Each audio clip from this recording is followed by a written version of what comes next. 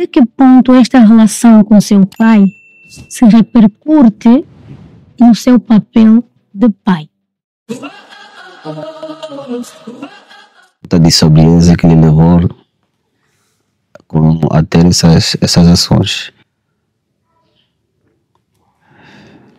É o que na verdade na maior parte das vezes acontece. Quando o pai já não é presente e ainda como se não bastasse, consumidor de álcool. Ele fica completamente perdido. Sim. E isso vos levou a se sentirem cada vez mais distante do vosso pai? Sim, porque normalmente, por ser militar, eles tinham missões em diversas partes do nosso país. A menos que ele fosse para Luanda, ficasse lá um bom tempo, depois vem, não demorava em casa, e vai para outro município ou província, cumprir a agenda de trabalho. Então,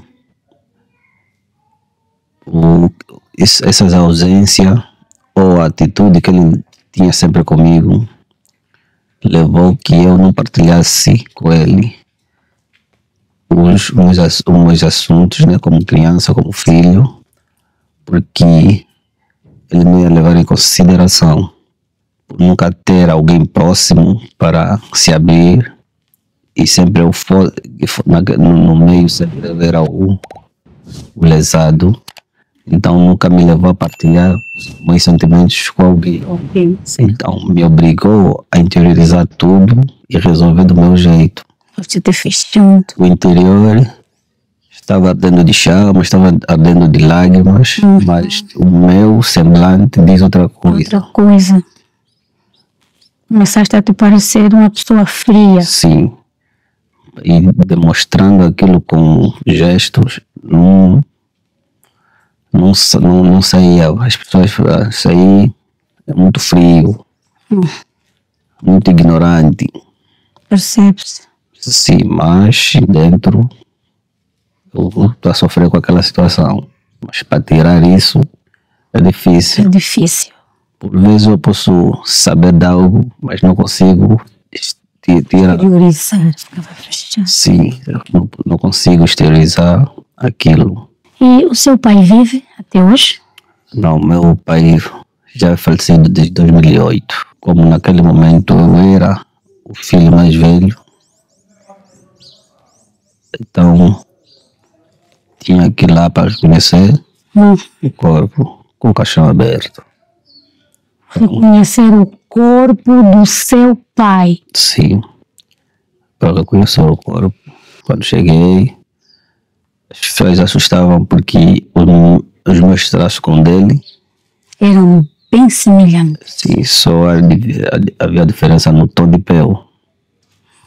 Então, quando olhavam para mim, pensavam que eu fosse ele. Estavam a ver o seu pai. Sim, então, quando eu cheguei no caixão, olhei para ele, não senti praticamente nada naquele momento, né? Não sei se por conta do que vivemos, ou já como se tivesse a olhar para qualquer coisa. Para um ser qualquer. Com toda essa história vivida, tenho dificuldades de chamar alguém que me dê afeto de pai. Com quantos anos tiveste que encarar isso e ter que se ausentar da sua província para ir fazer o reconhecimento do corpo do seu pai? Por aí 13 anos. Uma criança praticamente. 13 anos, sim. Submetida a um teste desses. Como acabaste de dizer, que em função de tudo isto que viveste no passado com o seu pai, hoje tens uma certa dificuldade em expressar afeto ou sentir afeto de quem quer que seja como pai. Sim. Agora eu gostaria de saber, isso tudo é em função da sua relação com seu pai? Exato. Até que ponto esta relação com seu pai se repercute no seu papel de pai? No meu papel de pai, não difere Não há uma dificuldade com isso, porque sempre levei isso, que eu tenho que ser um pai melhor, que o meu pai. Isso. Não posso não estar presente, mas o meu filho tem que saber que o pai lhe ama, que o pai está sempre com ele. Então, devemos dar amor presente ou ausente. Ausente, exatamente. Mesmo na ausência, o filho tem que entender, não, se o pai não ligou, se o pai não fez isso, é por razão disso, mas depois retribuir a ausência com afeto. Então, isto é, apesar de teres vivido o que viveste, de teres te sentido órfão do pai vivo, este trauma, posso assim dizer, este é um trauma. Este trauma não influenciou negativamente no seu papel como pai. Tens procurado ser um pai presente, amoroso, carinhoso, não é isso? Sim. Isto é muito bom. É muito bom. Após a morte do seu pai, uma vez que durante o tempo em que ele esteve em vida, não tinhas aquela aproximação dele como pai.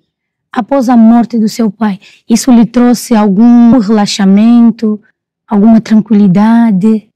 Como te sentiste?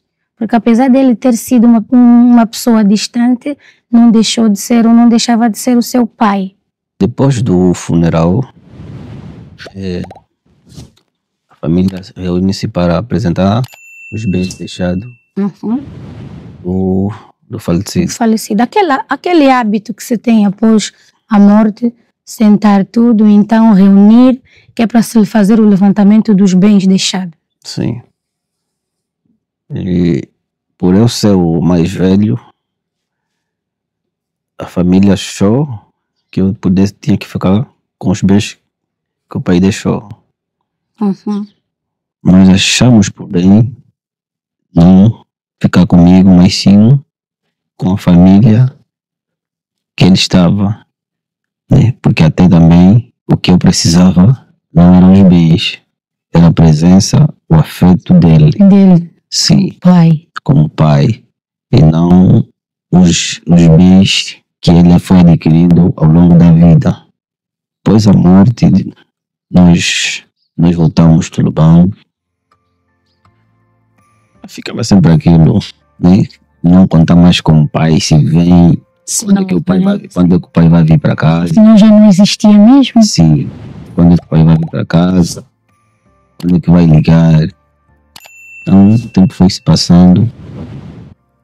Na data dele de aniversário, lembrava aniversário do pai, e depois ficou aquela data de lembrar o dia que faleceu. Então isto é, mesmo depois de tudo que viveste, ainda te lembravas sempre da data dele de aniversário.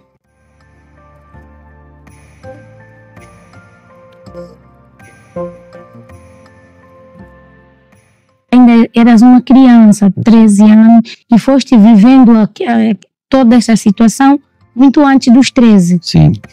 Perdeste o seu pai aos 13, mas muito antes dos 13 já te sentias excluído. Sim. Mas mesmo assim, sendo criança, a criança tem sempre algo ali dentro de bom. Não perdeste a tua pureza, a sua essência de ser humano, de uma criança pura. Por isso é que, após a morte dele, te lembravas sempre das datas, ou da data do aniversário. Sim.